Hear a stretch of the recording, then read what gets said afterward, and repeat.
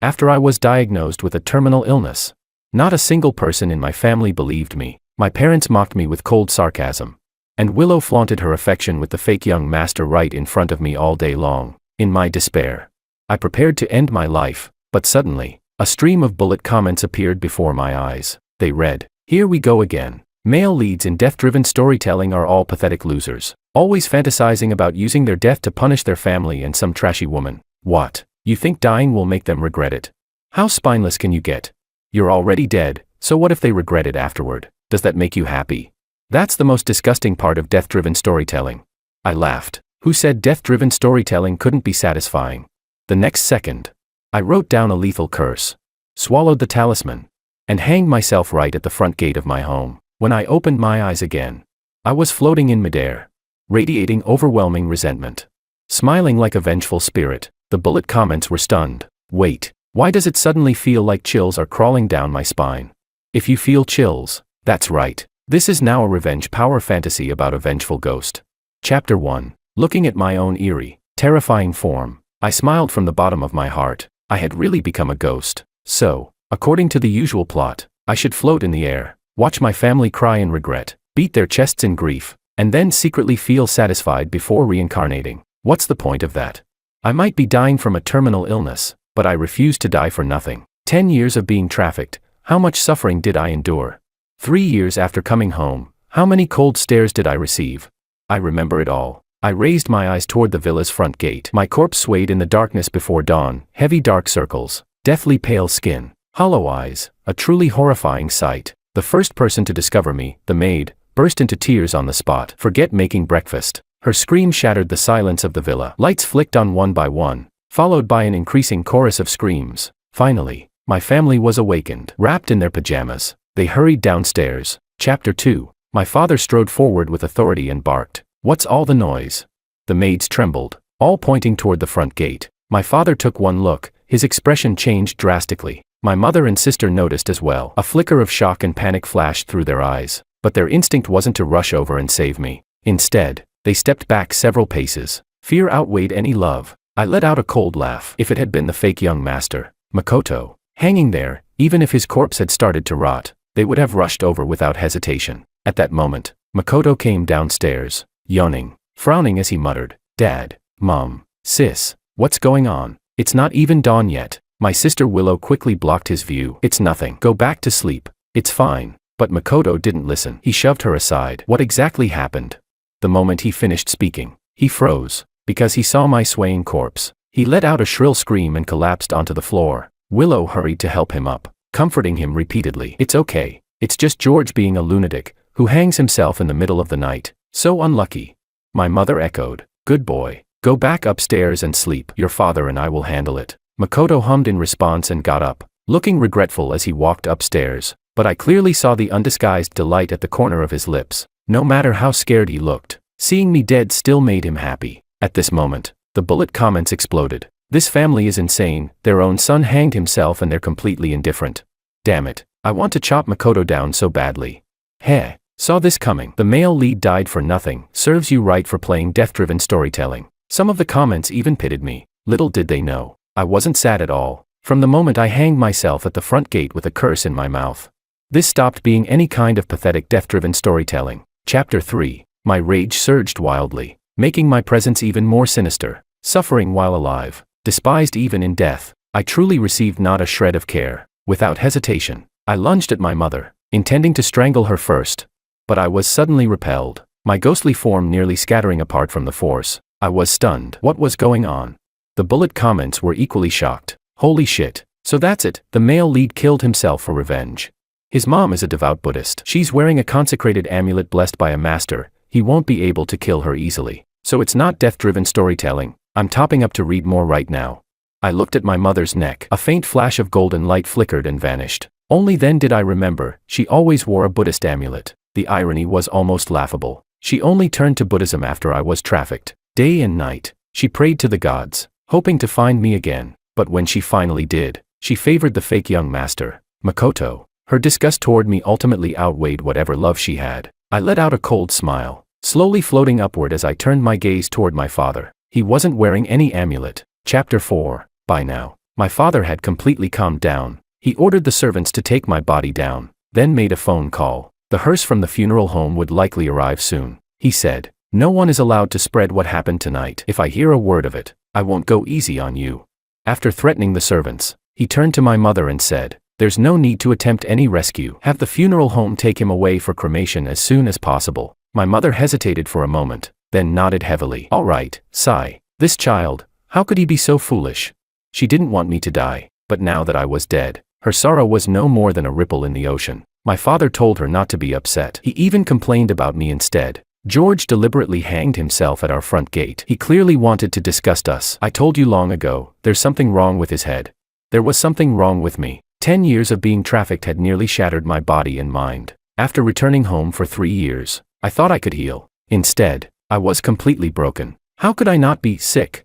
"Since you all made me this way, then I'll make you all die." Chapter 5. Soon, people from the funeral home arrived. My corpse was loaded into the vehicle, and the family driver took my father along to the funeral home. I sat in the car, staring gloomily at my stern-faced father. I didn't act immediately. Instead, I focused on adapting to my ghostly state. During that time, I discovered I could tug at my father's clothes, which meant I could interact with objects in the living world. As dawn approached, a faint light appeared in the east. I began to feel uncomfortable. Clearly, daytime wasn't suitable for ghosts. My ability to cause harm weakened significantly. Physical attacks like choking or strangling became much harder to execute. But for a ghost to harm someone, all it needed was to exploit fear. With that thought, I experimented. With a shift of my will, I suddenly manifested. My father remained unmoved. He couldn't see me, but through the rearview mirror, I saw my own reflection: blackened face, deathly pale skin, blood-red pupils, terrifying even to myself. The driver, Tom, suddenly stiffened. His hair stood on end, cold sweat pouring down his face. He had caught a glimpse of me in the mirror. I quickly concealed myself. Tom was a good man. For the past 3 years, he had driven me to school and often comforted me. I didn't want to scare him to death. He rubbed his eyes hard, seeing that I was gone. He even turned his head to check, then let out a trembling sigh of relief. My father frowned. "What's wrong?"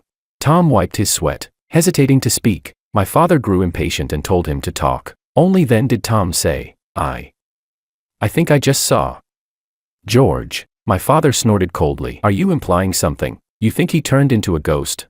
Tom didn't dare say another word. Only then did my father relax slightly. "Even if he did become a ghost, what's there to be afraid of? This is all his own doing." Tom sighed quietly and continued driving. That day, my father handled my funeral arrangements and had me cremated immediately. I watched everything coldly. Only when he returned to the company, walking alone into his office, did I reveal a chilling grin. Night fell once again. The discomfort faded. It was time for me to make my move. Chapter 6. I drifted into the office. My father was holding a glass of red wine, leisurely admiring the night view outside the floor-to-ceiling windows, as if the death of his son today was nothing more than a trivial matter. I lunged forward and clung onto his back. He didn't have any strong reaction, just frowned slightly, then rubbed his neck, feeling a bit uncomfortable. At that moment, my mother called, asking if he had finished handling the cremation. He replied, "It's done. From now on, we only have one son, Makoto." His tone was calm. My mother fell silent for a moment. A trace of desolation crept into her voice as she said, "But, he was our biological son. So what? We've already given him more than enough. He was the one who turned out rebellious. We've done nothing against our conscience." My father snorted heavily. My mother had no reply and could only hang up. I narrowed my eyes, resentment surging within me like a storm. "You've given me more than enough. Then why, when I was hospitalized, could you go on vacation with Makoto without a second thought? Why, when I was bullied at school, did none of you spare even a moment to stand up for me? Why, when I placed my cancer diagnosis right in front of you, were you still busy looking at Makoto's report card?" I clenched my teeth, and suddenly manifested. Because the glass could act as a mirror, my form instantly appeared in my father's eyes. He let out a scream. The wine glass slipped from his hand and shattered on the floor as he stumbled backward in panic. I remained motionless behind him, staring at him with venomous hatred, certain he hadn't imagined it. He fled without even daring to look back. Inside the elevator, he forced himself to calm down, glancing around while reaching behind him. Of course, he touched nothing. Just as he began to feel relieved, I raised my fist and slammed it hard into his face. The blow sent him staggering. Terrified, he shouted, "Help! Someone, help!" But his voice couldn't get out. I didn't stop. Punch after punch rained down. My face twisted with the exhilaration of venting years of rage. I still remembered, a year ago, in a moment of fury, I punched Makoto to the ground. In truth, he had set me up, deliberately provoking me, but that enraged my father. Blazing with anger, he had me restrained and told Makoto to return the blows tenfold. That day, I was beaten until my face was swollen and bruised, blood spilling from my mouth. Only when Makoto was satisfied did my father stop it. Now, I would return it tenfold as well. My father's face quickly swelled into something unrecognizable, and with the heavy resentment clinging to me, his entire face turned stiff, dark as charred coal. The bullet comments exploded. Holy shit, this is real revenge. His nose is completely smashed. The male lead is terrifying, but this is so satisfying. Still not enough. That old bastard deserves to die. I thought the same. He had to die. Chapter 7. In his struggle, the elevator doors opened. My father rushed into the parking lot, fled into his company car, and sped away. He thought he had escaped. Little did he know, I was sitting quietly in the back seat. When the car reached a deserted suburban road, and there were no other vehicles around, I revealed myself. This time, I appeared again through the rearview mirror. But now, my lips were split into a ghastly grin, fangs bared, my face twisted as I closed in on him. From the corner of his eye, my father caught sight of me in the mirror. The relief he had just felt vanished instantly, his soul nearly leaving his body. The car began to swerve wildly, like a leaf caught in the wind. As I drew closer and closer, he wailed in terror. Son, I was wrong, I was wrong. Don't kill me, go away, go away. Why would I leave? I lunged at him. His entire body went heavy and cold. Through the mirror, he saw my face right beside his. At last, he completely broke. Bang. The car lost control, crashing into the guardrail, spinning 5 or 6 times before flipping upside down. The frame was nearly crushed. I crouched on the ground, watching my father bleed out. He had only his last breath left. Trapped in the wreckage, he howled weakly, using all his strength to beg, George, save me, save me. He couldn't see me, but he knew I was there. I stood up and brushed off my hands. Save him? How could I? Soon, his blood ran dry, and he died in extreme pain and terror. Amid the cheering of the bullet comments, I revealed, for the first time in 3 years since returning home, a genuine smile. Chapter 8. Just as I was about to leave, my father's shattered phone rang. I tapped to answer. My mother's voice came from the other end. Old man. I don't know why, but my heart's been racing. Are you all right? Of course. My father couldn't respond. She sounded puzzled. Say something. Where are you? Still, there was no reply. The next second, Willow's voice came from the side. Mom, why are you worrying for nothing? Based on past experience, Dad's definitely in a meeting. He probably just didn't want you to worry if he didn't pick up. Stop bothering him, my mother said uneasily. But I just have a bad feeling. You're overthinking it. Willow cut in, snatching the phone. Hang up for now. Mom, you should go shopping or something. Staying at home all day is making you imagine things. I've already made plans with my friends anyway. Gotta wash off the bad luck. George, that lunatic, is seriously disgusting.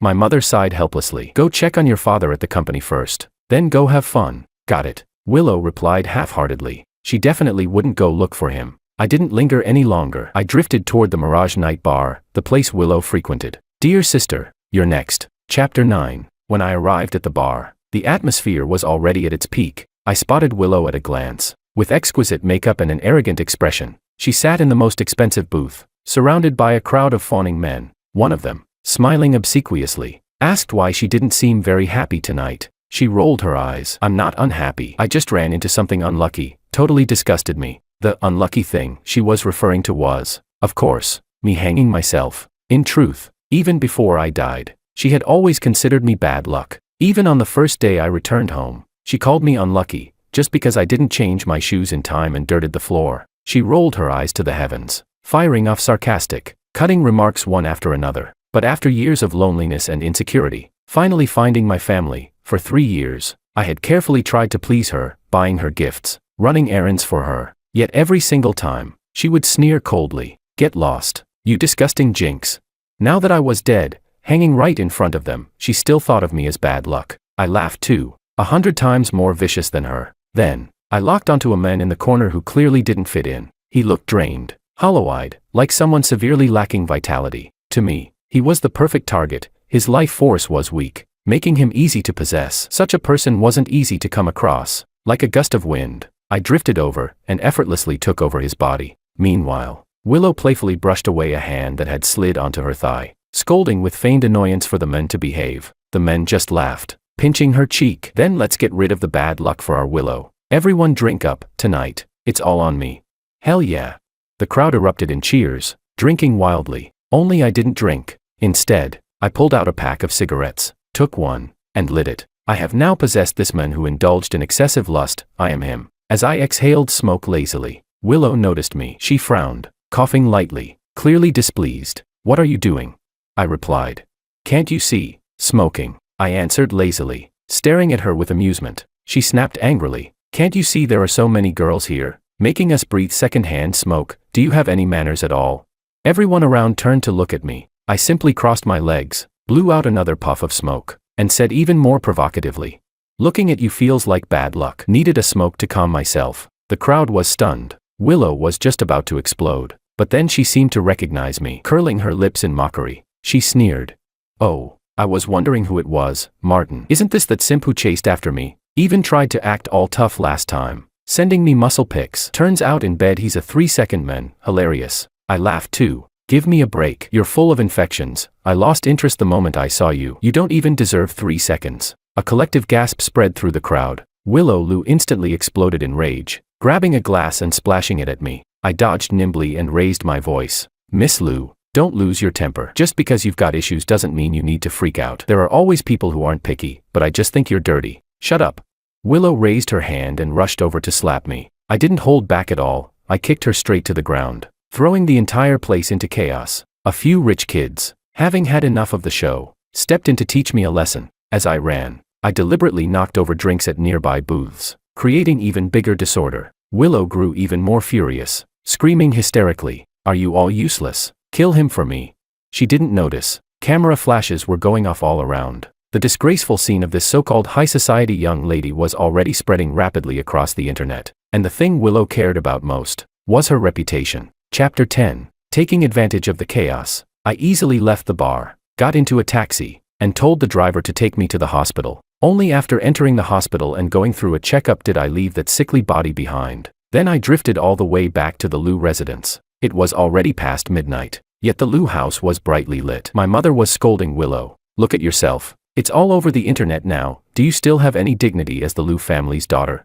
Willow Lou's face flushed red as she stared fixedly at the video on her phone. Naturally, it was footage of her losing control at the bar. She had completely lost her composure, shouting, cursing, even slapping a waiter. The person filming kept narrating. Whoa, look at this. The Lou family's daughter is going crazy. Looks like she got triggered by someone she hooked up with. Sounds like he said she's full of infections. Haha. Amid the noisy background, mocking voices rang out everywhere. Full of infections. Is that real? Hey, she's that pretty. Even if she's toxic, I'd still go for it. Bang.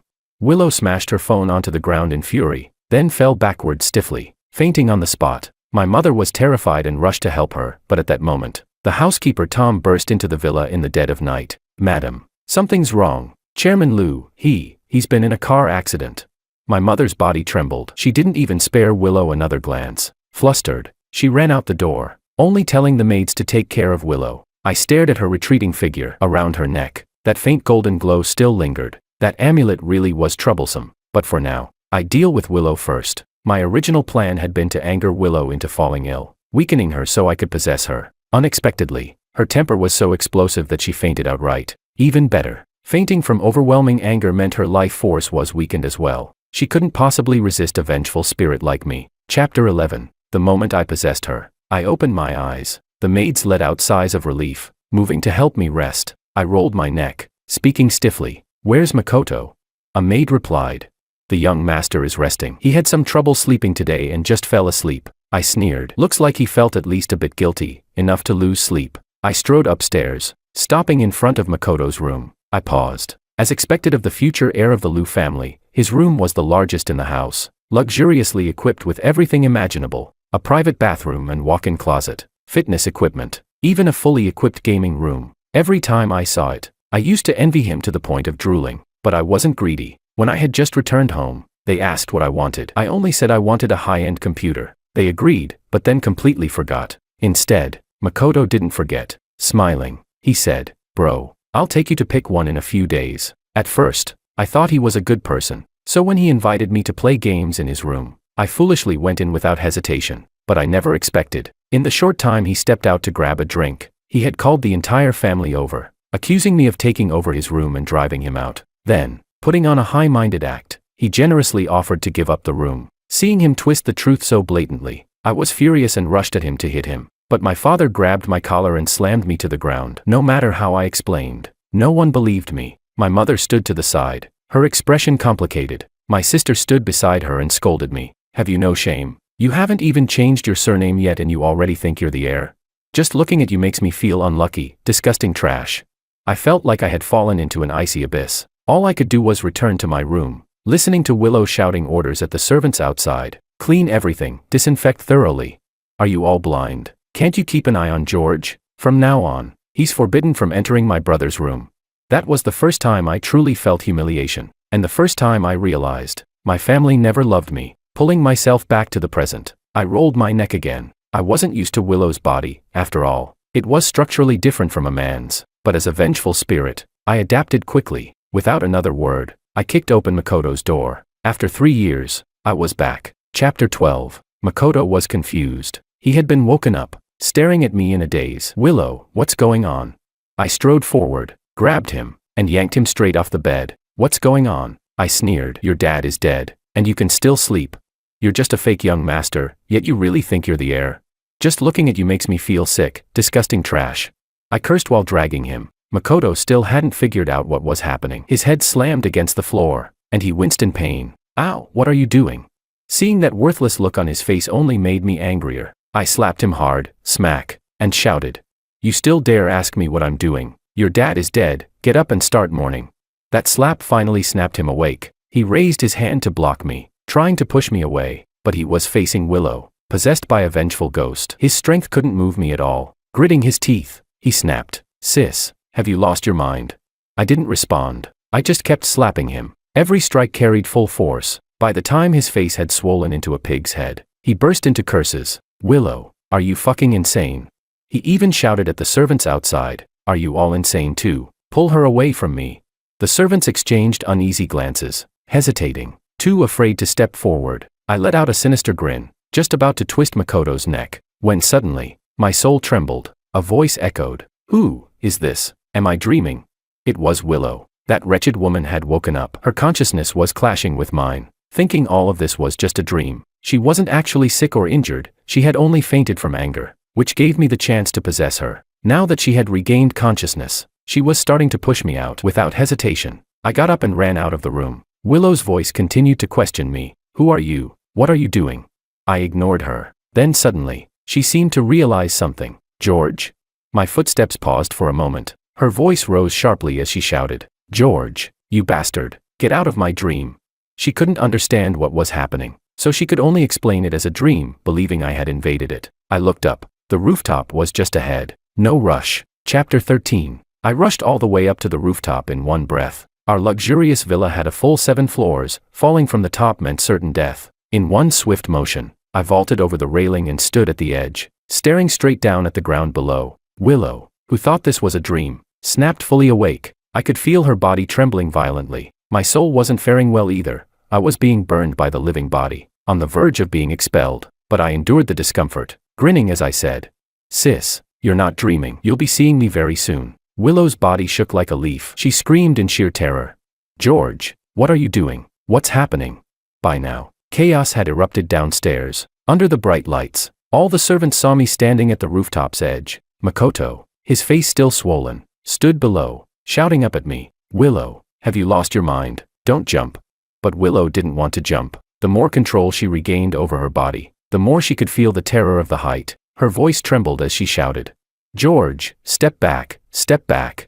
She was still shouting, but her voice was already shaking. I lifted one foot into the air, smiling as I said, Sis, weren't you always so sharp-tongued? Didn't you always tell me to just jump off a building and die? So, I've decided to do exactly that. In this family, the one who despised me the most had always been Willow. There were 2 words she used that I would never forget. Jinx, and jump off a building. Every time she saw me, she called me a jinx. Whenever she was angry, she told me to go jump and die. I remembered that time I was hospitalized. The whole family was out traveling. All I did was say during a video call that my stomach hurt so badly I wanted to die. Willow got annoyed, saying I was ruining her mood, telling me that if I wanted to die, I should just jump off a building and stop bothering them. And now, I was really about to step off. Controlling Willow's body, I moved outward inch by inch. Willow screamed in panic, her voice shifting from anger to pleading, and finally to sobbing uncontrollably. Through choked sobs, she begged,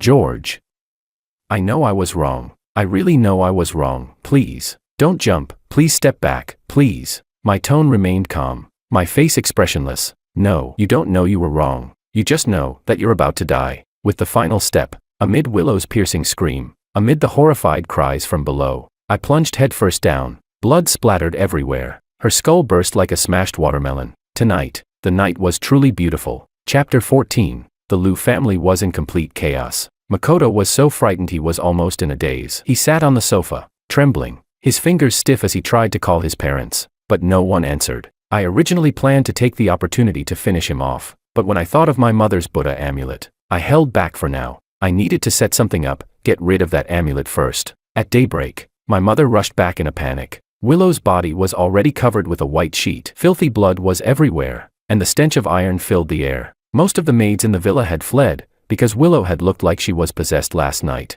The Liu family was haunted. When my mother saw the white sheet, she froze on the spot. She didn't even dare to approach. It wasn't until Makoto staggered out, trembling, and stammered, "Mom.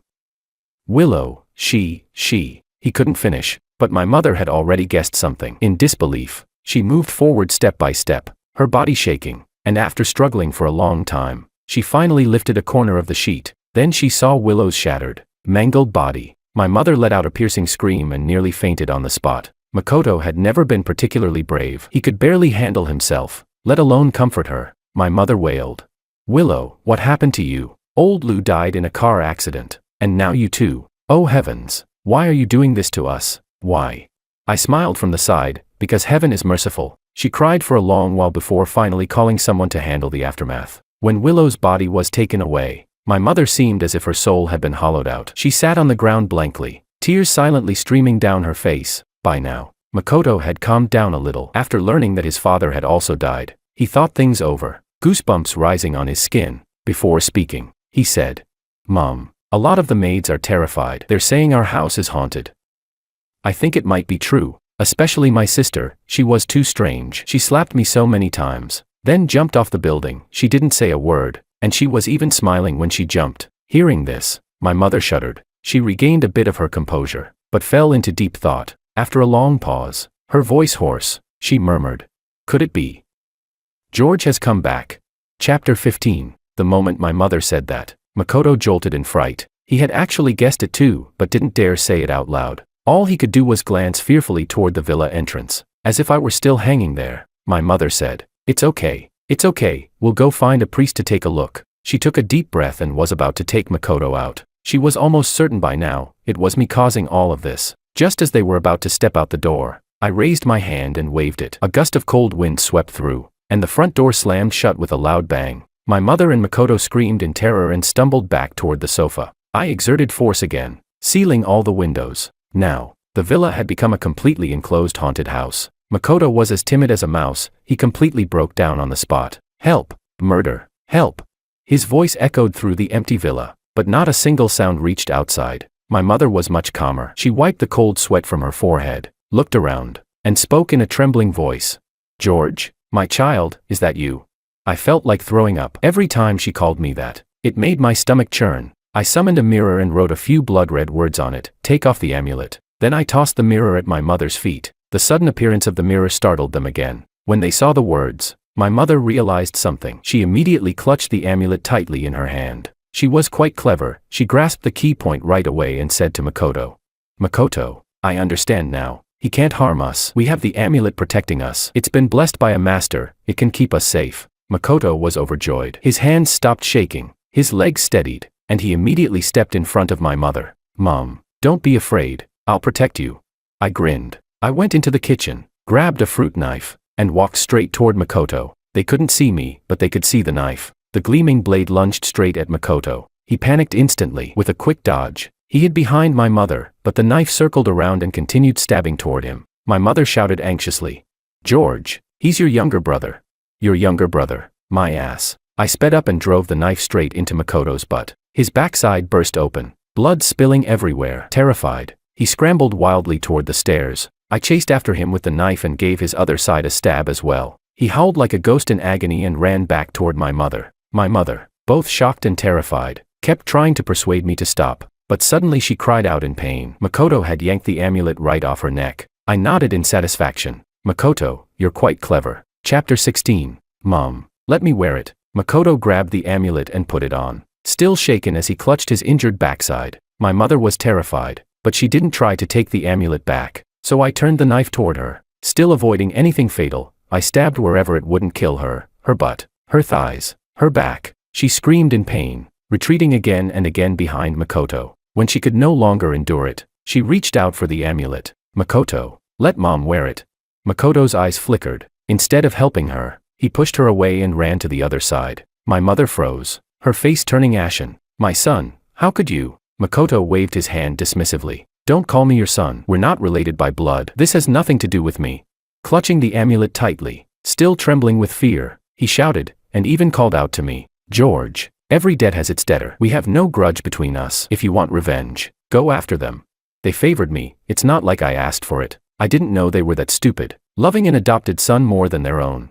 Let me go. I have nothing to do with them. Every word Makoto spoke was an excuse, every word utterly cold and heartless. My mother's face grew even paler. Fear and shock intertwined, leaving her unable to stand as she collapsed heavily onto the ground. Seeing this, Makoto spat and said, It's all your fault for playing favorites. You got your husband and your daughter killed. Are you trying to kill me too? You're a beast. You don't deserve to be a mother. Shameless trash, dying 100 times wouldn't be enough for you. Makoto hurled insults wildly, all just to show loyalty to me. My mother's lips turned white. She raised a trembling hand, pointing at Makoto, shaking for a long time, yet she couldn't say a single word, but her eyes burned. That was the fury born from utter despair. Makoto continued cursing. What are you pointing at me for? You disgusting excuse for a mother, just die.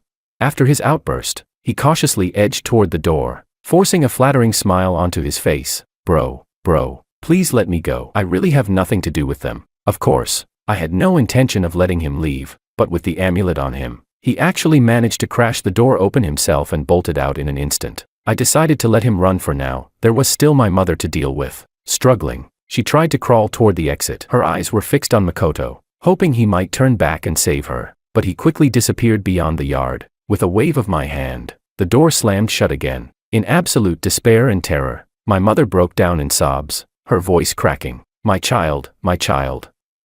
Mom was wrong. I deserve to die. I searched for you for so many years before finding you again, and yet I still thought you weren't as good as Makoto. I was terribly wrong, my child. Please forgive me. I remained unmoved. I didn't care whether her regret was genuine. I only wanted her to suffer for the rest of her life. Death would only free her. What I wanted was for her and Makoto to live in misery, wretched and broken, for the rest of their lives. Chapter 17. I wrote more words on the mirror. This time, I demanded that she donate all her property, leaving not a single cent for herself. She didn't dare refuse. With tears streaming down her face, she nodded. I continued writing, giving her 3 days to settle everything. If it wasn't done within 3 days, I would send her to her death. My mother kept nodding, trembling in fear. I said nothing more and drifted away as a gust of cold wind. Soon, I found Makoto. He was hiding at a friend's place, clutching the amulet, trembling violently, his face pale as death. That friend was fairly loyal, repeatedly asking what had happened. Makoto replied, Don't ask, just help me get some money, and find a way to send me abroad. The friend, confused, said, That's easy. Give me your documents. I'll book you a ticket. Makoto kept trembling. My documents are at home. I can't go back. Think of another way. The friend thought for a moment. Then I'll go get them for you. Makoto opened his mouth as if to say something, hesitated, but still nodded in agreement. He was truly rotten, but I was no longer at home, and neither was my mother. So the friend easily retrieved Makoto's documents. Makoto was overjoyed. He finally stopped shaking. He immediately borrowed money from him and even asked for a few bodyguards to escort him to the airport. The friend agreed to everything and even personally sent him there. But the moment Makoto arrived at the airport, he didn't look back. He briskly boarded the plane. However, the instant he stepped into the cabin, he let out a pig-like scream, because every single face he saw was mine. Of course, this was just an illusion I created for him. When all the passengers turned their heads to look at him in unison, he completely broke down, stumbling and scrambling as he fled the plane. No one could stop him. He ran all the way into the airport restroom, hiding inside a stall, trembling uncontrollably. I floated right beside him. smiling as I waited. When he finally stepped out and faced the mirror, I appeared beside him at just the right moment. He screamed again and bolted for the door. In a cold, eerie voice, I said, go home, back to your mother, never leave, or else, die, die, die.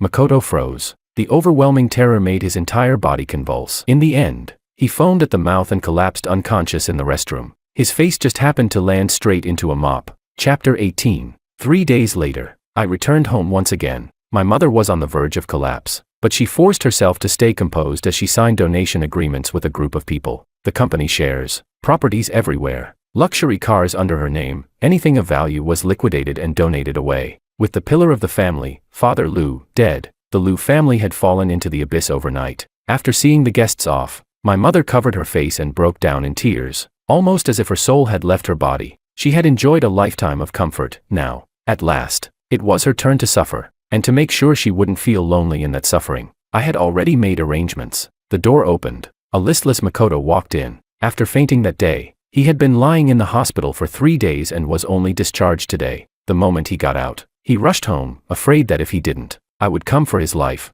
By now, he had developed a severe psychological disorder. When my mother saw him, she didn't even have the strength to be angry anymore. She simply stared at him blankly. Makoto had no strength either. His eyes were filled only with despair and numbness. He walked to her side and stood there stiffly. At last, my mother spoke.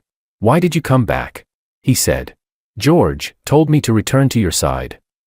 Mom, I'm still your son. Hearing this, my mother froze for a long moment. Then she grabbed her hair desperately and let out a wail. It was the howl of a wounded beast. Clearly, she had understood my intention. I wanted them to stay together forever. A bond they could never break. A shackle that would bind this mother and son for all eternity. Chapter 19. Half a year later, after traveling across the country, I returned home. This journey had been wonderful. Even though I was just a ghost, I had finally fulfilled a long-held wish. In the past, their family of 4 had traveled together countless times, while I had nothing. Now, free and unrestrained, I had truly enjoyed myself. Humming a tune, I returned home. The villa had been renovated, and new people had already moved in. Clearly, that mother and son were long gone. I searched all over the city and finally found them in a garbage dump in the old district. They were filthy and disheveled, hunched over, one dragging a sack of trash, the other rummaging through garbage bins. People nearby pointed at them and said, "Those 2 lunatics are back picking through trash for food again. They've got working hands and feet, why not do something decent? Come on, they're pitiful too. Last time I threw away a bag of feces, and they fought over it like it was something valuable. In this day and age, to end up like this, it's unbelievable. It's like seeing a ghost." Their voices were loud, and every word reached the mother and son, especially that last phrase. Seeing a ghost. Makoto stopped rummaging through the trash. He began to tremble. Then, grabbing a broken bottle, he turned and stabbed toward his mother. "It's all your fault, you disgusting excuse for a mother." He roared and cursed. The jagged glass quickly stained with blood, but his mother showed no reaction. Instead, her gaze drifted, her expression dazed, as she stared in my direction. Our eyes met. Suddenly, she raised her hand and waved. "George, my child." I understood. She was about to die. Those on the brink of death can always see things they shouldn't. At this moment, she seemed to truly regret everything. Beneath her vacant gaze, there was a faint longing, a longing for me to go to her, to call her mom, or to hold her. But I simply turned away indifferently and stepped back into the shadows beneath the sunlight. Too bright. Ghosts don't like the sun. Chapter 20. After lingering in the mortal world for a while longer, I felt that all my resentment had finally dissipated. That very night, I left with the officials from the underworld, to be reincarnated. 10 months later, in a private delivery room, a baby was born. The exhausted mother looked at him, her face full of fatigue, yet her eyes curved into crescents as she smiled. The baby forced his eyes open, gazing at his mother in confusion, and suddenly let out a small laugh. So tiny, knowing nothing at all, yet he smiled. Perhaps it was because he saw the love reflected in his mother's crescent-shaped eyes.